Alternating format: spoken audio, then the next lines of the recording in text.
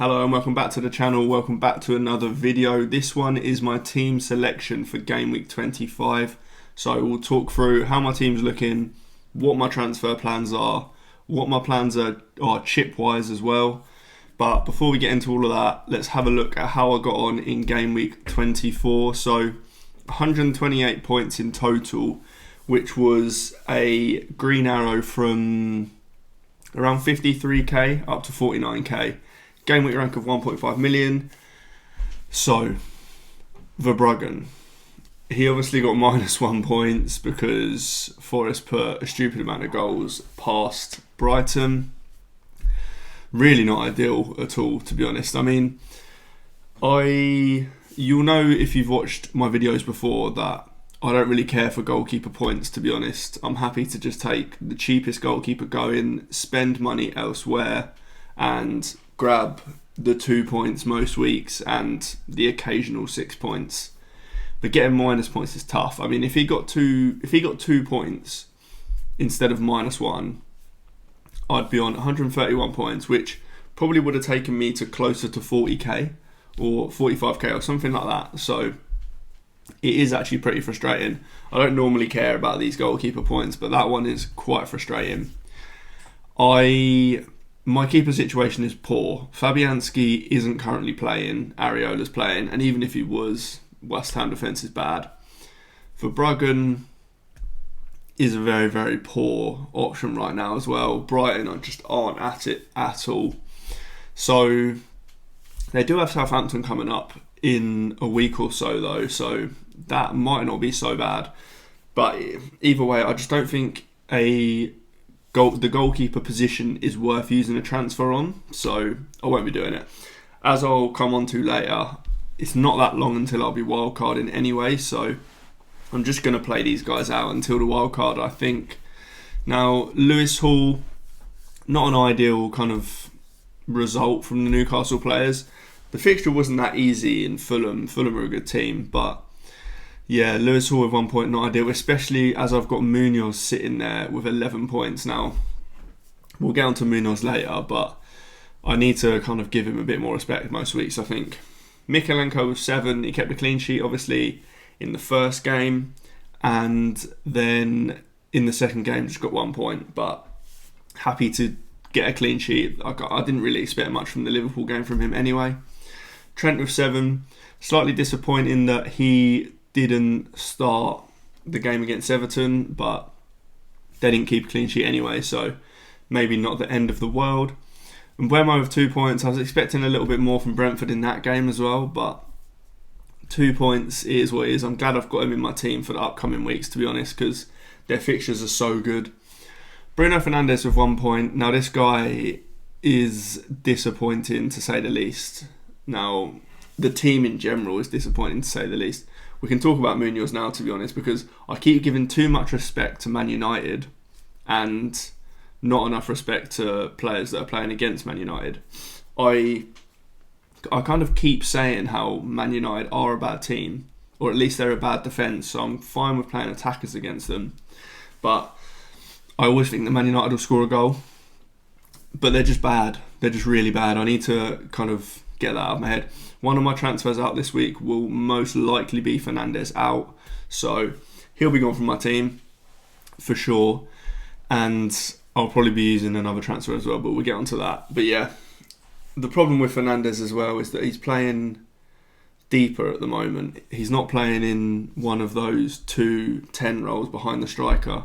He's playing as kind of one of the 2 deeper midfielders, which is just no good. It makes him almost reliant on penalties, which isn't the worst situation, but there's just better players for way cheaper than him right now, so I will most likely be selling him this week.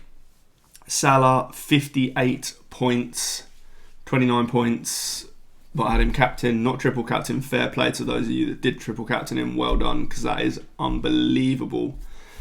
But yeah, just happy that kind of I captained him. I went with Slot in the end rather than triple captaining.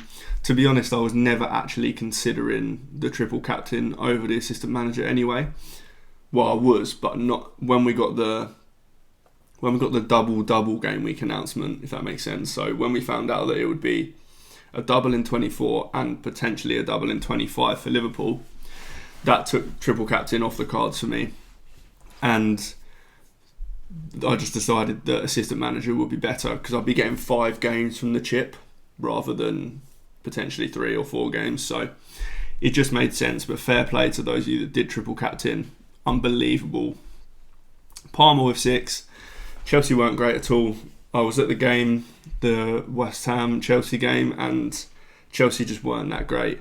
West Ham in the first half were the better team. In the second half, maybe not. But yeah, Palmer and Chelsea in general just haven't been at it for a few weeks now.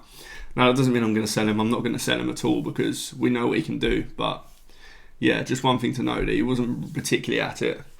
Isak disappointing, as I mentioned. That game wasn't ideal for Newcastle players in general. But he's one that I need to think about and whether I sell him or not, because he does blank in Game Week 29. We'll talk about my chip strategy when I get to the Game Week 25 team, but I am thinking about it. Now, we get to Ndai and Beto. So we'll talk about Ndai first. Ndai was the one that I brought first. I made some early transfers last week before we got this double Game Week 25 announcement. So João Pedro and to Ndai was one of the moves I made. Now that move has paid off, to be fair. Ndai scored his goal in the first game in Game Week 24. When Beto went off, Ndai went down the middle. I actually watched the game because I had Beto and Ndai. I chose that game to watch out of the 3 o'clock ones. Everton were unbelievable. In particular, James Garner was unbelievable. Beto was unbelievable. And Doucouré was pretty good as well. But Beto and Garner were the 2 that were unbelievable in that game. And Ndai didn't really see much, to be honest, until he moved into the centre, which was pretty late in the game. He didn't really get much at all, and he's potentially injured now. He did go off in the game against Liverpool, so I may be moving him out. But Beto, now the transfer to bring Beto in was a bit of a contentious one. So I had triple Liverpool. In Game Week 23, I brought in Gakpo, and I got his 16-pointer, or I think it was 16 points. But then I had 5 free transfers last week. I used 3 of them early, and that was to get Mikalenko, Mbeumo and Ndai. So I had triple Liverpool, double Everton. When we got the news of the double-double, as in the double game week in Game Week 25 for Liverpool potentially as well, my thinking changed a bit. I thought that the assistant manager chip is the only chip where you can use it over 3 weeks rather than one singular week. And I thought the best use of that is to get potentially 5 fixtures out of it. I did think that Liverpool would beat Spurs, and they did, to get the double in Game Week 25. So I thought, okay, if I can get this manager for 5 games rather than 3 or 4, then I want that. So then I needed to sell a Liverpool player. Gakpo was the one that made sense to sell because I don't really want him long term anyway. Then I had a decision to make. I had 2 Everton players, obviously, and in my head I only needed a player for 1 week because I was going to move this whatever forward I buy, I'll move them on to Watkins next week anyway.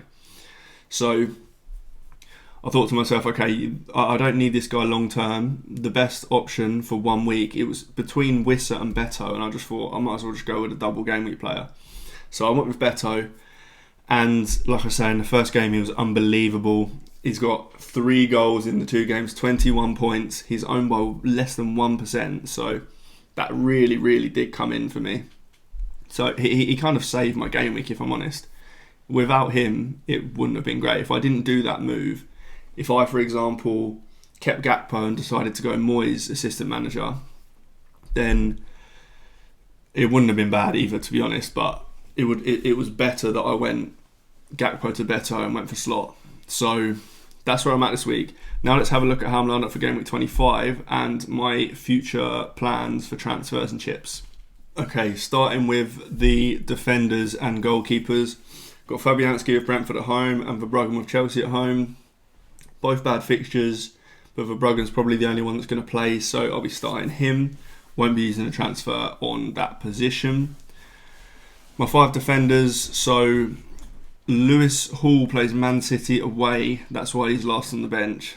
I don't think that's necessarily a bad fixture for Newcastle attackers, but which he kind of could be considered an attacker in some ways. He does get forward quite a lot. He's on some corners, so I don't think it's necessarily the end of the world if you have to play him, but I've just got better options this week. Mikalenko's then on the bench as well, of Crystal Palace away.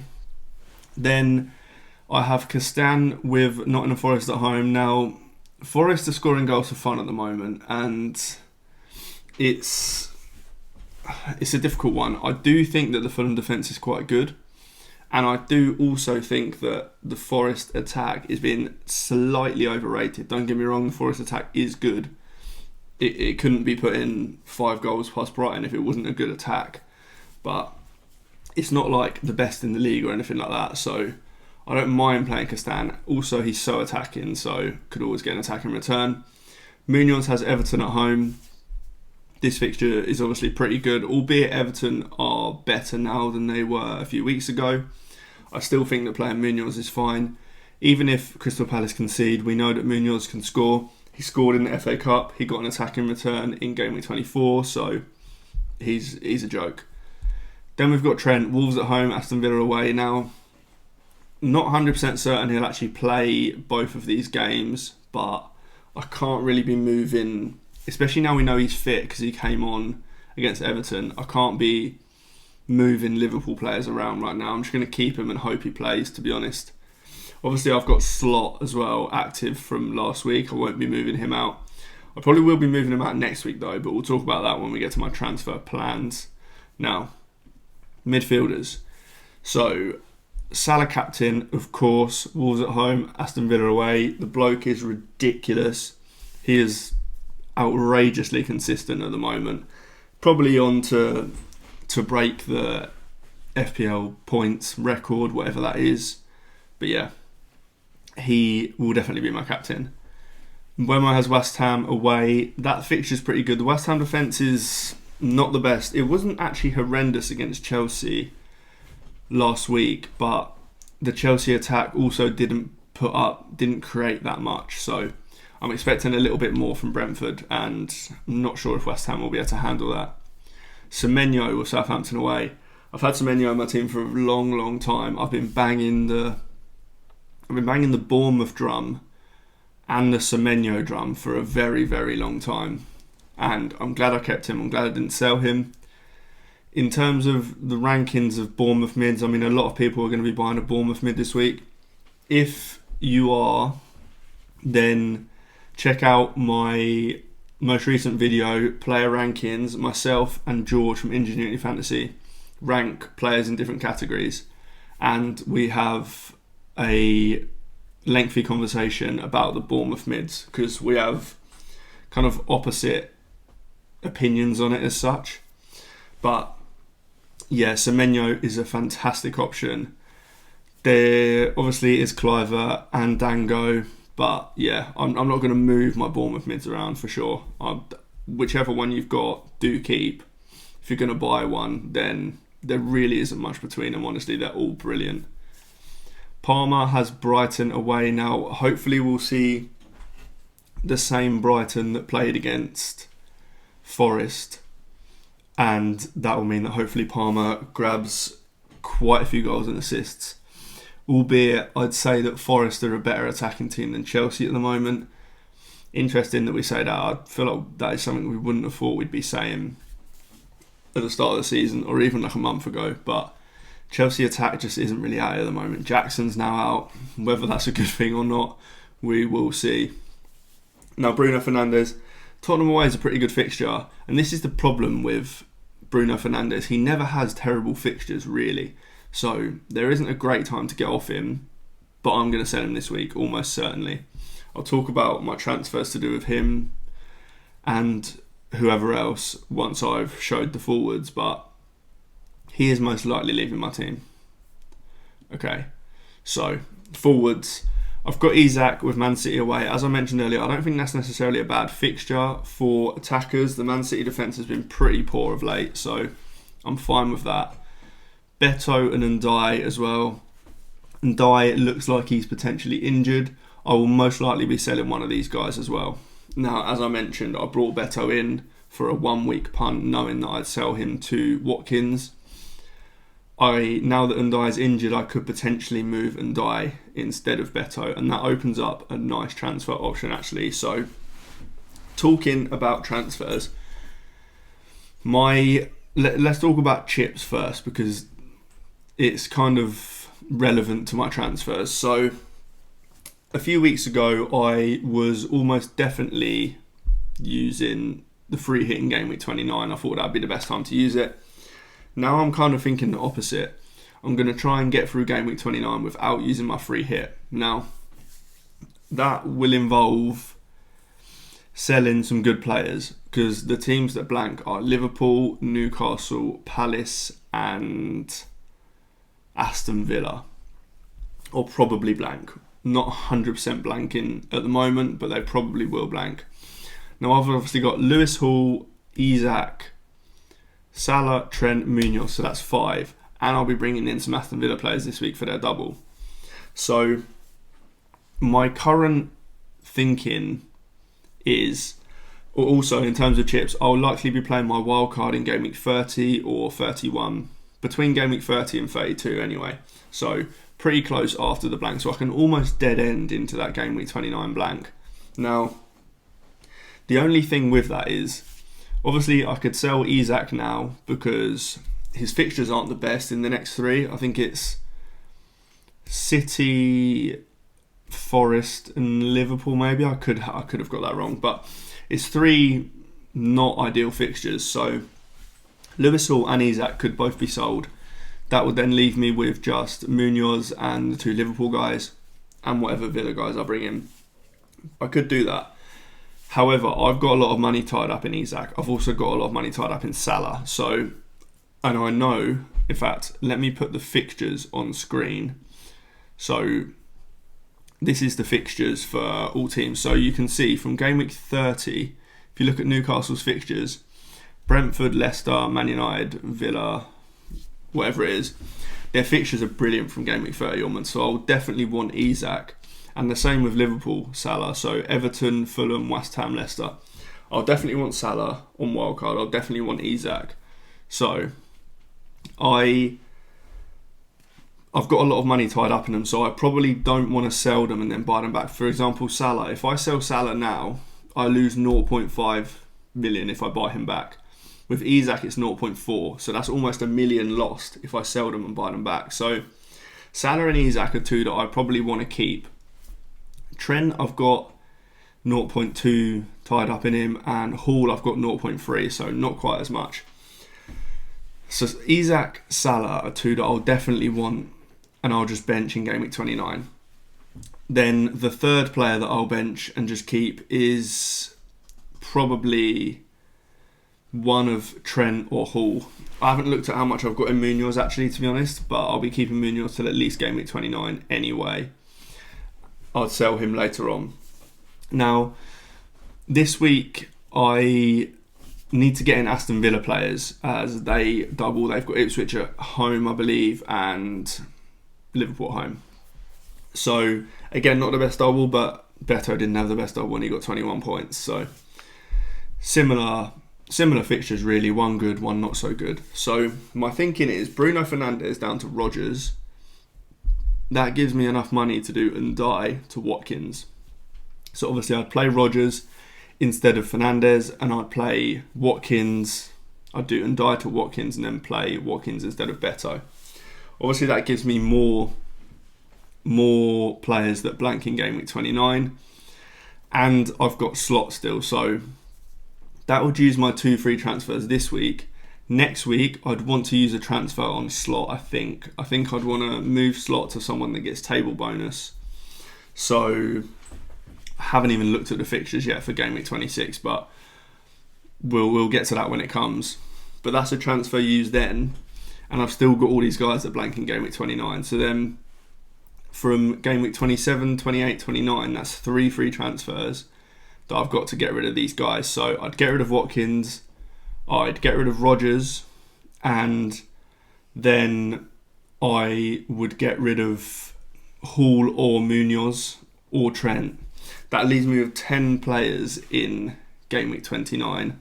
Now the other option is I just keep slot, and then I'll keep slot for Game Week 26, and then instead of using a transfer there, that gives me 4 free transfers, and I can transfer out Munoz, Rodgers, Watkins, and then Hall or Trent, giving me 11 players in Game Week 29. So anyway, that's my current thoughts. This week it's likely going to be Bruno to Rodgers and Ndai to Watkins. This does rely on Watkins being fit, of course. If not, then I'll probably just do Bruno to Rodgers.